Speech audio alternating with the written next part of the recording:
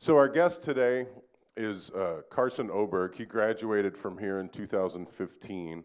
A few of you might have seen him, I guess it was a couple years ago when you were here with Joe. He manages Shalou, which is another graduate of ours, Joe Boston. They're doing something. But Carson's new fun gig, which I think is most of what he's going to talk about today, is he's the GM of the record label Fader, which is affiliated with the Fader magazine. And there's lots of other stuff in the bio that I just decided not to read because I knew I could remember that much. But they're going to talk about it. And he's going to be interviewed by one of your colleagues, Matt Ryken. So please welcome Carson and Matt. So hello, everyone. Hello. Awesome. So let's just start off back at the origin of your story. What was it like attending Loyola, specifically in this program? And yeah, just kind of start there. Cool. Yeah, so I actually originally came to Loyola on a tennis academic scholarship. I had dreams of playing tennis pro, which very quickly turned to not dreams when I got here. And I wanted to be a sports agent, so I was actually enrolled in the business school. And I remember for the first semester sitting in the business school, and we had to do these kind of like internship programs where we had to wear a suit. And I did one of them and then transferred to the music school my second semester. And kind of from there, I had a brother that was at Brown University. I'm from Rhode Island, and we had this group of friends, and we decided to throw shows in Providence, and that's kind of like how I got my start. And kind of fell in love with music, and at the same time, a graduate from here, Dan Helfers, who has probably spoken here a bunch, like let me be his assistant, kind of talent buyer for a little while, and intern for free for a couple of years at this club, Ampersand. So kind of like all through my beginning years, I was talent buying and did that. So we were talking earlier how you started talent buying your senior year in like April, you said. Mm-hmm. What did it look like post-grad? Finding a job, was it easy? Was it hard? Yeah, so the shows in Providence I did, and then I was managing this artist's suicide year in college there was this rapper, Young Lean, who like had a moment. And so yeah, it was a moment. And that kind of actually opened doors. His booking agent, this guy Ollie Isaacs, was at what was Windish Agency, which is now Paradigm, and him and I just hit it off, and he hired me, I think my junior year in college, to be a day-to-day manager for his company. Then he got hired to book this festival in Durham called Moog Festival, and he hired me April of my senior year to help out with that. So like right when I graduated, I'd like chased an ex-girlfriend to Charleston, South Carolina, which do not do, and then quickly broke up and moved to Durham, North Carolina, and did Moog Fest kind of full-time for a year. So we booked I was responsible for Odessa, and we did Mike Snow, Grimes, Tory Lanez, a bunch of other stuff. What was Fest work like in the beginning of your career? I guess how did you get into it more, or did you like it, I guess? Does that kind of make sense? Yeah. I mean, I think it's a lot what you guys have probably done. It's volunteering. I worked the box office at Voodoo Fest. I worked the merch desk at any shows in New Orleans while I was doing these shows in Providence. And part of the cool thing about the shows in Providence is we had a small group of friends that did it. One of which was Rich, which is very useful when you're booking shows because you need someone to fund it. And my brother ended up starting a ticket company out of college and sold that to Ticketmaster. And then one of them is now John Mayer's assistant, and one is Tucker, who's part of the group Sophie Tucker, who sells 5,000 tickets in LA. So it was kind of this weird group in Providence, Rhode Island that all of us kind of happened into it. And so you started out with talent buying. Can you just kind of describe to us what that was like, how you went about, doing that job, how you would actually book people, get people interested, things like that? Yeah, I mean, I think why I stopped talent buying was for the reason of you have to be a salesperson. You have to just constantly email people, and be annoying, but also be careful, because if you're too annoying, you're just not going to get an email back. So I think the biggest thing that we did, at least in Rhode Island, was there was no electronic music in Providence. So we tried to curate it in that sense of, like, we knew we weren't going to book LCD Sound System, but what happens if we book James Murphy for a DJ set? Like, we would have to do crazy stuff just to get them to come. Like, James Murphy, we paid, I think, $20,000, but part of it was hiring a limo to drive him from New York City to Providence, have the limo stay for 4 hours, drive him back. And so we had to, like, get creative in those kind of respects. But yeah, I think talent buying, it's tough. I had so many angry agents email me when I was in college and call me out on my age and inexperience and just be like, never email me again. And it's funny because, like, a lot of those agents I work with now, and I don't think they know they did that. So That's a really good segue. So age, I think a lot of us have felt can hinder our working experience. How did you kind of combat those hurdles that you were facing at a young age, kind of developing your repertoire, your resume? yeah, I think I still deal with it. I was in with, like, another record label person, and he was like, I hate to be an asshole, but how did you get the job of running a label at 26?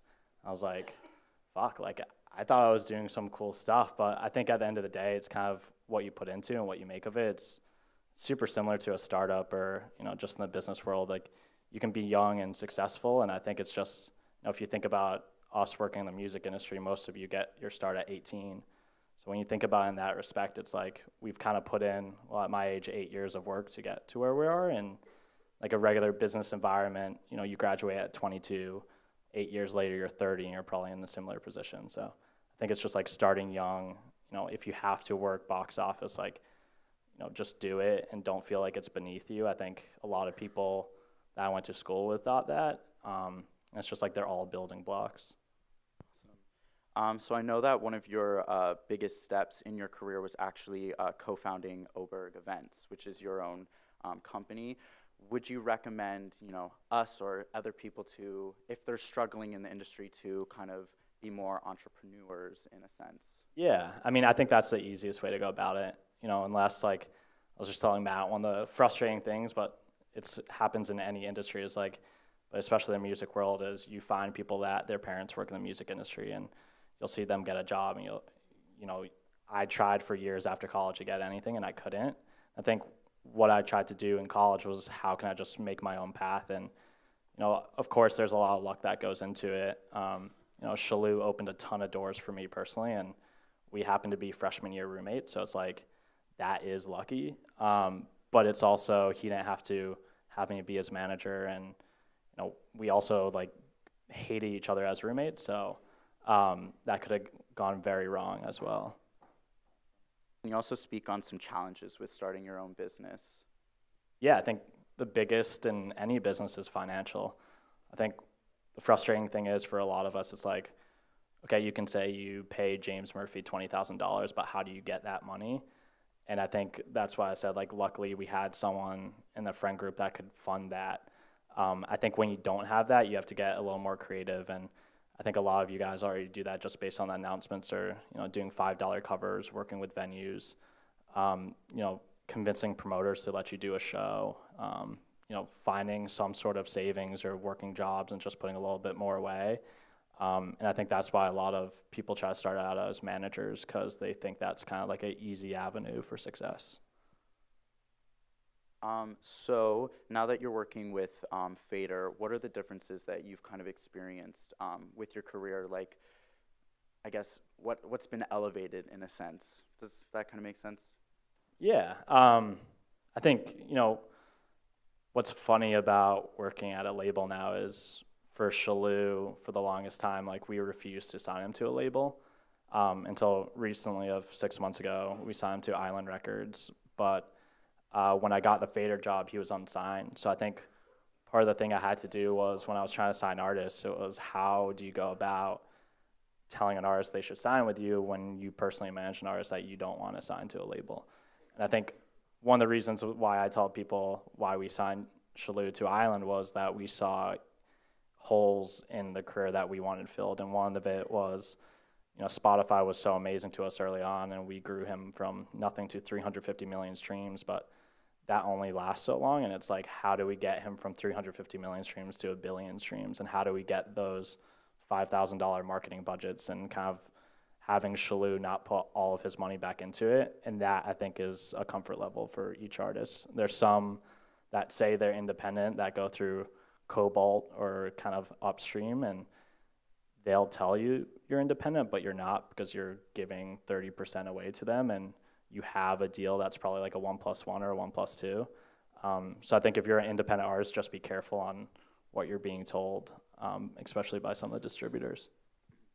And I know in this program, a lot of people maybe look down on, the bigger labels. So at what point since you're working with artists, do you think it's a good call to kind of go over to the other side and actually sign with a label?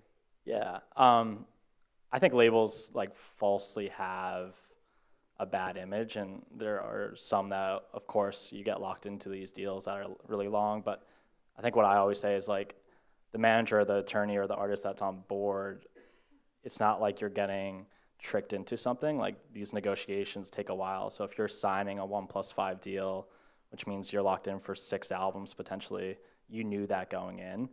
I think one of the things that Fader we have an advantage of is we do extremely short-term deals.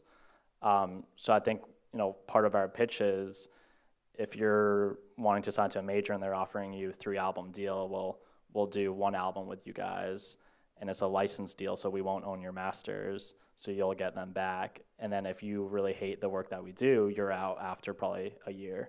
So I think that gives artists flexibility to really, 1, if they enjoy the experience with a label, and then 2, if they think that it went great, but they kind of want that bigger check, then they will go to a major.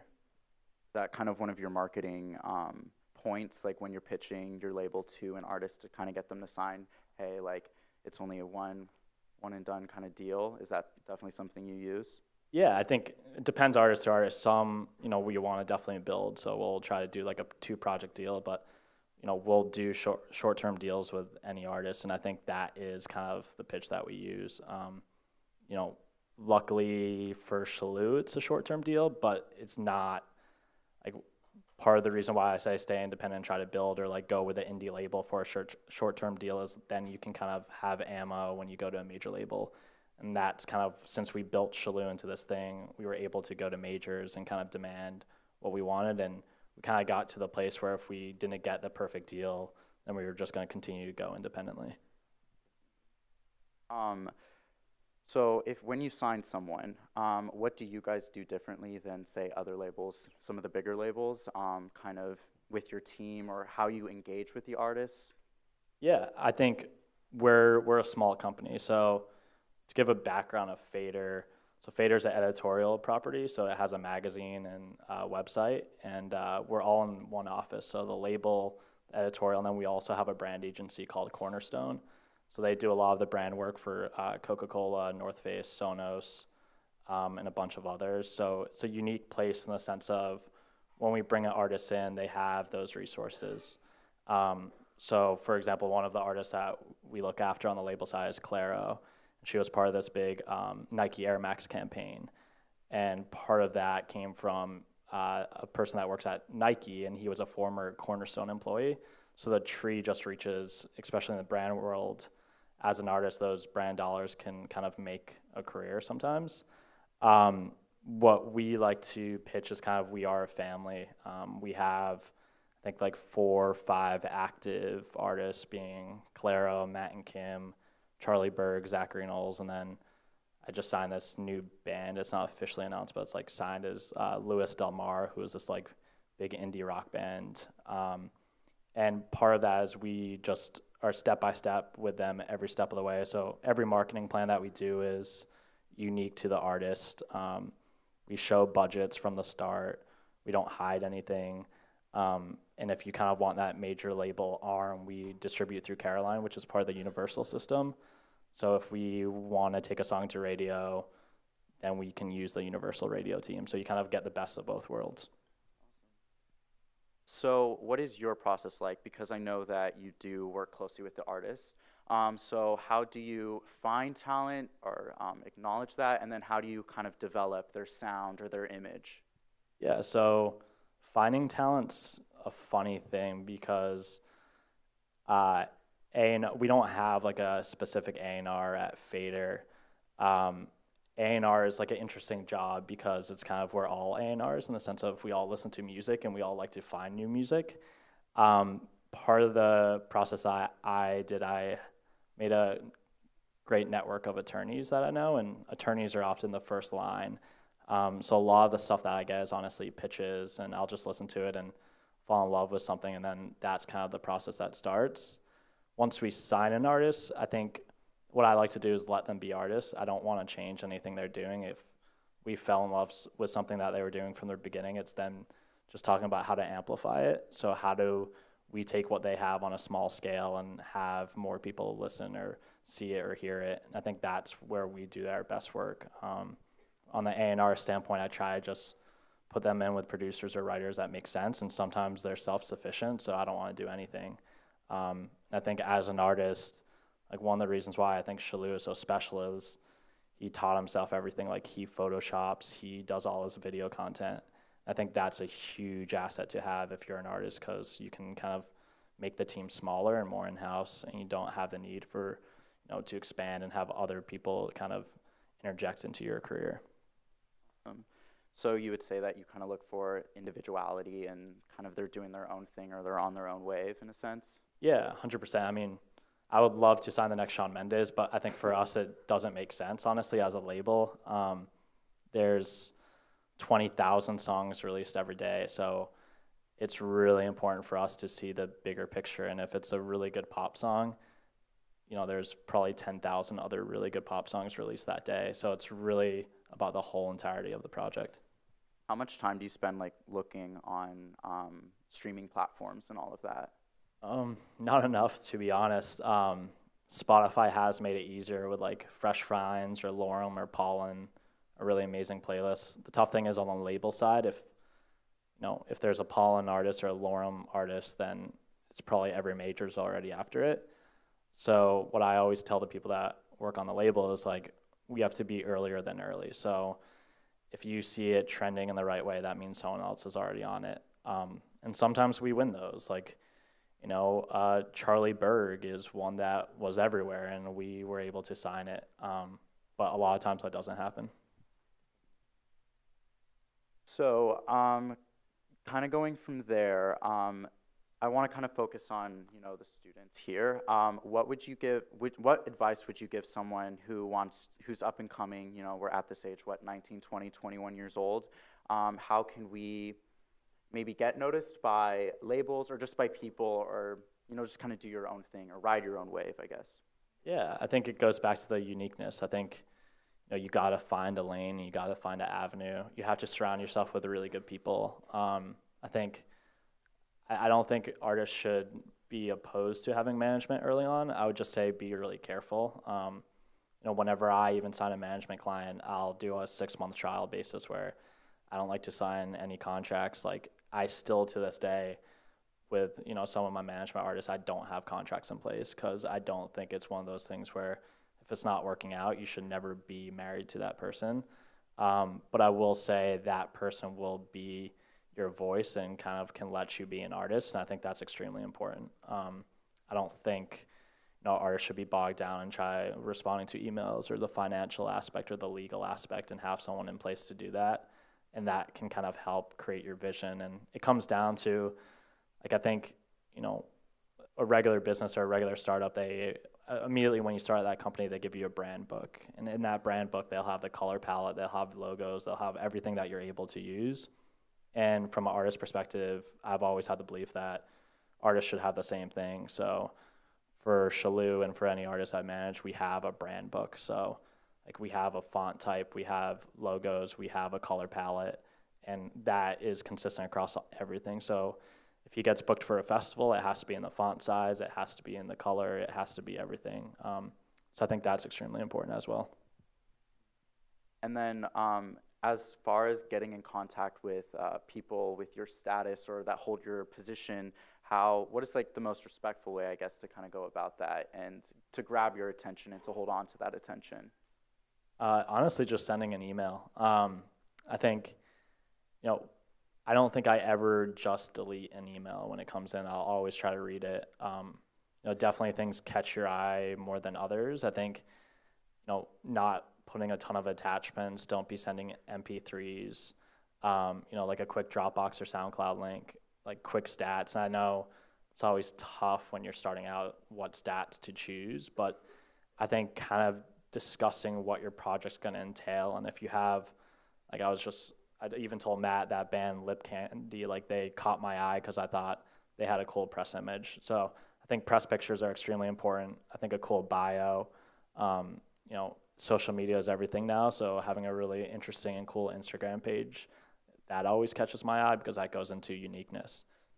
So you would say send like a demo or a song, whatever you're working on, kind of describe who you are. Social medias, that's kind of how you would go about that? Yeah, exactly. So how has working with Fader changed what you've been able to do with artists you manage? Yeah, I think it goes back to, Shlu opened the door that ultimately got me the job at Fader, and I think Fader's ultimately opened doors that have helped me in the management world. We try to operate pretty church and state, so Shlu still hasn't gotten a Fader article written about him. It's definitely helped. I mean, it's definitely put me in rooms where I would have never been in, especially on the brand level. We work a ton with Nike, and I think that's one of the things I would have never had that opportunity if it wasn't for Fader. I think it kind of goes back and forth, to be honest. So who is your favorite artist that you've been able to work with through the Fader label? I'll have to say right now probably Claro. I don't know how many of you know Claro, but she's an incredible artist, and when I came on last January, I was able to kind of roll out the whole entire album that she released in August, and that was one of the most fun projects I've probably ever worked on. And I think she's just an incredibly talented. She just turned 21 like a few months back, and everything that she's accomplished. And I think a lot of artists can look at her in the sense of the power of saying no, and she's turned down some amazing opportunities, but I think that's what makes her so special, and that's what makes her, one of the most unique and cool artists today. And on that note too, how do you go about with fostering those relationships? Because it's extremely important for you to have, mutual trust with those artists so you can work efficiently. So how do you kind of go about that? Yeah, I think, one, it's just establishing a relationship with management. I think they have to have trust in you. I think, for the Claro project, once again, we didn't want to change anything. She has always been signed to Fader pretty much since her first release, and I think what was special about that is there was already that relationship. So when I came in, I didn't want to, change that at all, and she is incredibly independent. So Rostam from Vampire Weekend worked on the whole entire project, and that was kind of like a hands-off from the label side. We didn't want to get involved in the process. We didn't tell her which songs to choose. She gave us the album. She gave us the album artwork, and then it was kind of on us to develop a marketing plan. And I remember, the second week I started, I was in the studio with her and her managers, and we probably spent 6 hours, and I probably went through 15 marketing plans until she felt comfortable with it. And I think it's just, that's the kind of, when you're in this position, you have to adapt to whatever the artist wants. And the first marketing plan could have been great, but the 15th one was the one that I think worked the best. So it's just, you have to amplify what they want. And how do you walk the line between, we're here, we're understanding, we're your friend in a sense, and also, this is a business, you're making money at the same time. How do you walk that line fairly? Yeah, I think from the label side, I definitely am more just on the business where you can, of course, be friends and stuff, but you want that separation. On the management side, it's tougher. Shalu and I have been friends since we were here, so it's been 8 years where I can have that ability where if he says no to something, I can just be like, dude, you're an absolute idiot. Like, you have to take this. And I'm like, here are the reasons why. And kind of like a sibling where if you have a roommate and they eat your food, like you kind of have to walk the line on whether it's going to be a confrontation. If it's like a brother or sister, you can just tell them to like fuck off. And that's kind of what like that friendship kind of entails on the management side. And you know, he's gotten mad at me, I've gotten mad at him, but I think at the end of the day, it's still extremely important to have that separation of friendship and business, because when you're dealing with larger deals, you don't want to be skewed by that. So what advice would you give students here who want to start tour managing or managing artists? Yeah, tour managing is very tough. Whoever wants to be a tour manager, God bless. But it's an incredibly important job, and it can be extremely lucrative. It's a life on the road. I mean, for Shalu's first tour, I was doing it, and it's just, you have to know that you're going to be away for 2 to 3 months. It's not what you see in movies. It is like, there's not that much partying. You're in a venue from like 3 p.m., sometimes earlier, till midnight loadout, and then you're getting to the bus at like 2 a.m. exhausted, and then everyone crashes. And it's not like, maybe there's some DJs and rappers that like have 20 girls on their bus, and like, but that's like definitely not the life that I've ever lived. Yeah, I think for management, I always say just like try it out. I mean, I don't think there's any harm in finding someone that you truly believe in and just trying to help them out. I think this program gives you the basic skills to know what you're doing, and for you to go to an artist and be like, just send me the songs, let me up through TuneCore, let me register them, let me give you a marketing plan, let me help out with the socials. I don't think there's any harm in that. And that can kind of give you also like a good landscape of the music industry entirely, because in the early days of a career, you're doing everything as a manager. You're booking shows, you're the publicist, you know, you're sometimes the attorney, you're the business manager, like you're doing everything. So even if it doesn't work out, at least you get that snapshot on what every aspect entails. So tour managing sounds actually like ridiculously hard. How do you kind of keep your head up and keep going? Because I know you talked about how at times in your career you're like, I don't like this anymore. Why am I here? How do you kind of keep coming back to, you know, the music industry, and what keeps you going? Yeah, I think so. After when I booked Moogfest, I kind of was a disaster in the festival itself, where it's no longer a festival anymore. And I kind of got in this space where I absolutely hated talent buying. I hated dealing with agents on the promoter side, and I was just like, I like hate the music industry. I don't want to do this anymore. And I got a job as corporate marketing at this big software company called Red Hat in Raleigh, North Carolina. It's like this 13,000 person software company, and it is exactly what you see on like those sitcom office shows where you're in a cube from 8:30 till 5 p.m. And I was like the worst employee for 8 months, like taking 2 to 3 hour lunch breaks, like staring at the clock until it said 5 and then leaving. And after 8 months, I just kind of came back and was like, I want to be full-time manager. Shalu at the time was not making me much. I think I was probably in commissions like $1,200. Like, I don't even think I was registering it on taxes because it was like below the income.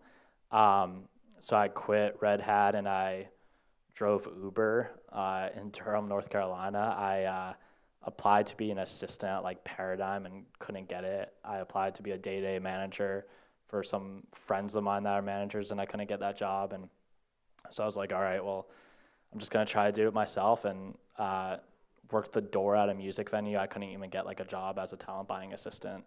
So I was like mopping the floors at 2 a.m. and definitely like whatever ego I had, I definitely didn't have one anymore.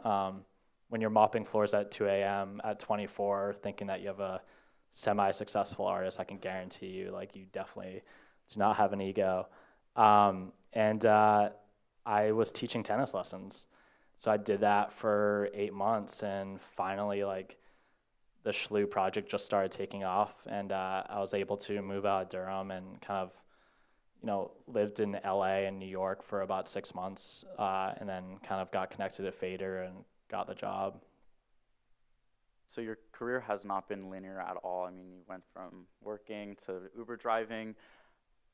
I'm assuming a lot of us are going to face that, those challenges too. So what's some advice that you can give to us when we're going through hardships, or maybe, we choose to be an Uber driver to supplement, but, Yeah, I think it's going back to like in college, volunteering. It's not thinking that it's beneath you. I think, very rare few kind of have it given to them in terms of like, maybe they do have someone that they know that works in the industry, or, they come from a lot of money where they can supplement that. But I think for a lot of us, it's, like you're going to have those assistant jobs out of college and make $30,000 and figure out a way to, whether it's waiting tables at night or bartending. And kind of what I did, I was like, I don't want to move to New York or LA out of college because that's what I was scared of. And that's kind of why I moved to like these weird third market cities until I could be able to afford living in New York in a one bedroom and having like a sense of comfort and not have to worry about those things. But I think for a lot of us, it's not like that. I think a lot of people do have to just make that jump and hope that it switches. And, it's all what you, I think, start in college. And especially being in New Orleans, it's a little tougher, of course, because you have Syracuse and you have USC and LA and New York. So you're always competing with those kids. But I think just the amount of connections you can make and the network, and I think the biggest thing is just still looking at this as a business and like making sure all the network and connections you make, you are acting as a professional and you have respect and that, it's not just like a party industry. And I think that will, look really good in a lot of ways. And through all of your experience, just because you have done so much from talent buying to, working with festivals and management, and now, being a general manager for Fader, what is one thing that throughout all of your experience you've taken away? Or at least maybe it carries over into, the next job? Yeah, oh man. I think the biggest takeaway is just like how crazy the industry changes on a weekly basis. I think if you read I think it's the Donald Passman books, and he comes out with them like every year, like maybe every 2 years, I don't know. You read those books and you're like, wow, what the fuck? He talks about streaming like it's not a thing, and it literally came out in 2018. And like, I think whatever we learn this week, it's going to change next week. And I think that's the biggest thing is, and you guys are young, so like I was even asking Matt before, like what's popular right now on campus. And I think it's kind of those questions and always being in tune to what's younger. And it's like, when I was in college, I didn't grow up in the TikTok era, but TikTok is now one of the biggest things, especially from an A&R standpoint. So it's like, even if you guys think TikTok is stupid, it's one of those things where it's like, know it, learn it, try it. And that goes like across platforms. Like if you hate Apple Music, like download Apple Music and look at it. If you hate Spotify, download Spotify and look at it. Amazon Music, Google, like you have to teach yourself these things on a weekly basis, because if Amazon becomes the biggest streaming partner next week, were you the one that knew it, or are you trying to now learn it? So I think that's the biggest takeaway, is just like you have to constantly be learning and ask questions. Like I remember one of the internships, and kind of glad the company no longer exists because it was such a bad internship, but they told me I asked too many questions and I was extremely annoying because of it. I was like, wow. Like all I was doing was trying to learn, and yeah, definitely ask questions, or if you don't, like, you'll be a bankrupt company with your founder in jail. So the shade, okay. So I want to. This is, not okay. So I want to ask you, what's one piece of advice that you wish you had given? You wish that someone had given you when you were in the seat. It's not easy. I think like just being at forums and you see people and you hear people, and I think it seems easier than it is. And I think, I have like my best friend still like hasn't been able to get into the music industry. I think it's just tough, and if you don't volunteer, if you don't internship, if you don't try to move the needle while you're in college, it's going to be even tougher when you're out.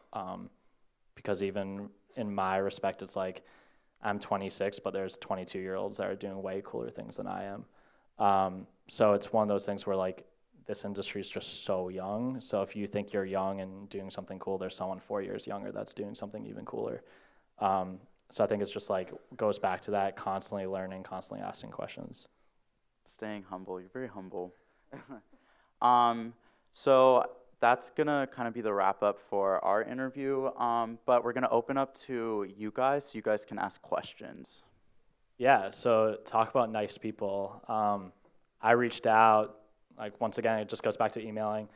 When I started managing Shalou, I think my senior year in college, I reached out to Odessa's manager. It's just like, hey, I think I have this cool artist. Like, do you want to check it out? And it was when they started that Foreign Family label, and they ended up passing on the music, but I was like, would you ever be down to get a coffee? And he agreed to meet me one of the times when we crossed over in LA. I just established a relationship with his manager, and so when it came back around to booking Moog Festival, I had that relationship with a manager. So it's one of those things where like you never know how that could come in handy. Yeah. John Cohen's. Yeah. I think what appealed to John, so John Cohen hired me. He's the founder of Fader. I think what appealed to John was how I took Shalou in his career being an independent artist, and he wanted to take that mentality and bring it to a label side. So taking like that independent managerial side where it's like, you know, we went through TuneCore for Shalou. It's like all 350 million streams, like we paid $10 a release. So for Shalou, that was amazing, and you know, we didn't have any part in the master either. My management partner and I, we didn't touch that side.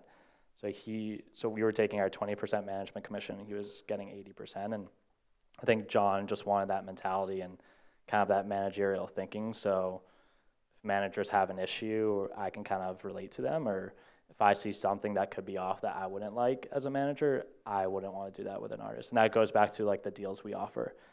Like I would never take a royalty-based deal pretty much, and so we don't offer any of those like 17, 18% major label deals. I was just gonna say, you juggle a lot in your career and stuff. How do you stay sane, and like how do you maintain a social life when you do so much? Yeah, I mean, you don't really have a social life, or your social life kind of becomes your work. I think that's what turned me off for a minute from the music industry is, I think what's nice is having friends outside of the music industry is like, that's what kind of helps keep you grounded. And yeah, it's definitely tough. I think, you know, if you go to a show or a work event, especially in LA and New York, you're going to run into people you know. You're going to have to talk about work a little bit. But I think it's like my management partner and I always talk about just being a human and not being someone you're not. And it sounds funny to say, but in this industry, like you just have to be yourself and not try to impress anyone, and you know, not try to do a sales pitch when you're having drinks at 10 p.m. And I think, like, I see him in the audience, like Dan Helfers told me that when I was like a sophomore. He was like, stop always fucking pitching me when we go out. And I think like you take that and it's so true. Like I see it now, and it's like people sometimes just want to have like a drink and not talk about anything. It's kind of like finding those moments. Yeah, absolutely.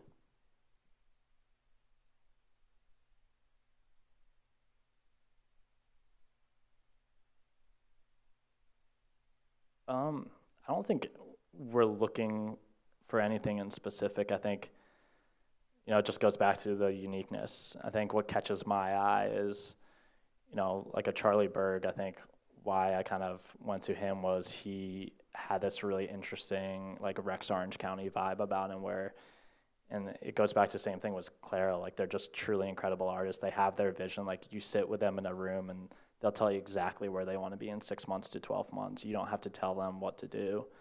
And that's what we like to look for. We like an artist that knows exactly who they want to be. We don't want to, you know, sign someone that we found doing YouTube covers and kind of mold them into an artist, because I feel like that becomes forced. Yeah, I don't think so. I mean, like artists, I could never be an artist. Like, artist minds work in crazy ways, and I think the more the better. I think part of the reason why we went through 15 marketing plans was the fact that she had so many specific ideas, and it kind of takes time to mold that. I think it's like unfair to sit with one person for an hour and have them know exactly what their album's going to look like. It takes time. Oh wow. It was honestly because I was showing my friend. Do you know the DJ Lane 8? So it was Lane 8, and I think the song's called Just, and it made me feel very chill. Depends. It's a tough question. I mean, yeah, it can cost anywhere from, $10,000 to $500,000 to run a marketing campaign. I think it just depends on what you're doing. Radio is extremely expensive if you're doing a radio campaign. I think for beginning artists, I think I would say like early days for Shalou, we would do like $5,000 to $10,000 for an EP. And a lot of that was spent on ad campaigns. Yeah, sometimes you have to let it fail. I think, you just hope it's early days and it doesn't affect it. I think if it was something where I knew it would affect the project long term, you don't do it. But, it's one of those things where you have to remember too, as a manager, you work for the artist. And I think a lot of managers, you kind of see the life an artist can have, and you kind of live vicariously through them, and you become someone you're not. I think it's just extremely important to always have that sense where like we can be fired any single day, and you have to let the artist take control of their career. And the best thing we can do is give advice. And if it was something that Shalou came to me and he had this crazy idea that like literally thought his career would end, like I would just threaten to quit, which I've definitely done before, and it usually works. But also like be careful because they could let you, and then you lose a job. So yeah. Are you kind of talking from an artist perspective, manager or agent? Yeah. So when I was talent buying, pretty much it's all cold emails. And I remember one agent told me to never reach out again using a Gmail account. So I was like, okay, I gotta quickly find like a fake company and do it at like Carson at obergevents.com or something. I think certain people just like don't like Gmail accounts for whatever reason. I don't know why. I think for me, like, I don't care what the email account is. I think it's just, like I said, keeping it short. I think a lot of people that have like agents or other managers or label people, they receive a lot of emails. So it's like, how do you stand out? And I think it's just a short brief. I think it's a SoundCloud link. I think it's like maybe 5 or 6 bullet points. I think one of the things that, and this might just be a personal thing, I don't care too much about like local shows. I kind of want to hear about like if you've opened for any national touring acts, or if you've played in like LA or New York, or if you have any showcases coming up. I'm still like, I try to be like a music purist at heart, where I don't really want to work with someone unless I've seen them live. I think that tells a lot about how an artist is going to do. Because especially in the electronic music genre, and I think it's coming over to hip hop as well. You see like streaming or album sales, they might be lower, but if you go see them live, they're selling like 5,000 to 10,000 cap venues. So there's sometimes a disconnect. So that's why I think it's so important for live shows as well. Yeah, I did something weird with Shalou, which I don't know if it was like you all should do, but I was like, I don't want you to be a New Orleans artist. So I was like, we're only gonna ever play one show in New Orleans, and that's it.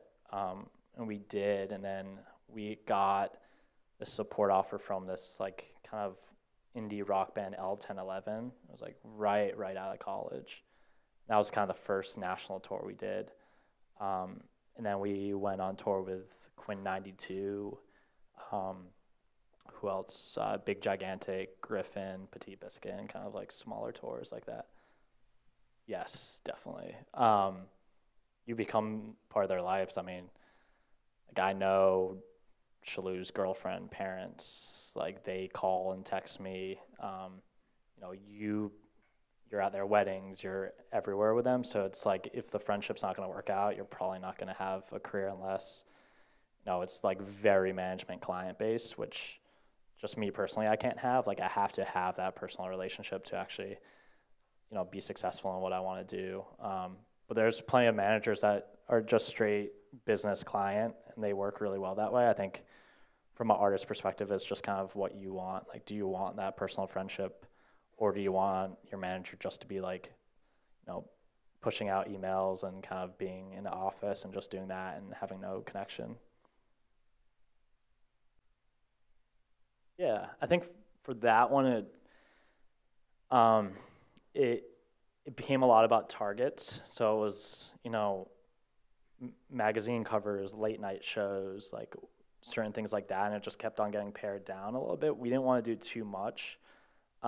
We wanted to let kind of the music breathe and it kind of pick up naturally. So I think, the first marketing plan, I think it was like the grand one where it was like, these are all the ideas. This is what we want to accomplish. It's like billboards, it's this and that. Then when you start to like get to know the artist more, and you realize that maybe that's not the best idea. Maybe it's like slimming it down and selecting a few really great targets and doing maybe like 2 late night shows instead of 4 late night shows. So I think that became a lot of like just paring down rather than totally different ideas. Yeah, I think actually last year was the first year where I like did the artist management company rounds. And I was like, okay, well, do I want to go to a larger company? And I think a lot of the authenticity gets lost sometimes in bigger companies. But I think that can be true with anything. So I think once again, it's kind of like a personal preference. I know I say that a lot. It's just like, I do think that there isn't, like, what I might do with my artists is maybe what you shouldn't do, or you might have a completely different outlook, and that's okay. I think that's where artist management and even running a label or anything like that, everyone does it differently, and that's what it should be. I think that sometimes concerns artists with major labels because they just do it. They have so many artists that it's tough to be unique. So it's like if you have a marketing plan, it might be a marketing plan for 40 different artists because they don't have the time to do it. So for me personally, I just never wanted to lose that. Going to a bigger artist management company, I wanted Shalou or the other artists I work with to know like they only have me. That's, like I said, that's just a personal preference. Yeah, we released 2 EPs independently, and we knew he was going to do an album. And it was, I think it's always tough to go to an artist and be like, all right, here's a marketing plan. We want you to spend $150,000 of your own money. And they're like, oh, okay. You're not going to contribute anything. And as managers, like, we don't put any of our money into it. So I think we got to that point where we talked to him, and it was kind of like, he didn't want that risk of pretty much putting a down payment on a house into his album. And so this provided him a lot of comfort, and we own his back catalog, so he still, receives those monthly checks. And, touring wise, we kind of eliminated that from the deal. So that was the other thing, like his next tours, I think it's like 25,000 tickets. So we needed to have that, bigger budget label to come on board and kind of really fund it. And yeah, we could have done it independently or with a distributor, but we kind of wanted to make that jump and just see what would happen.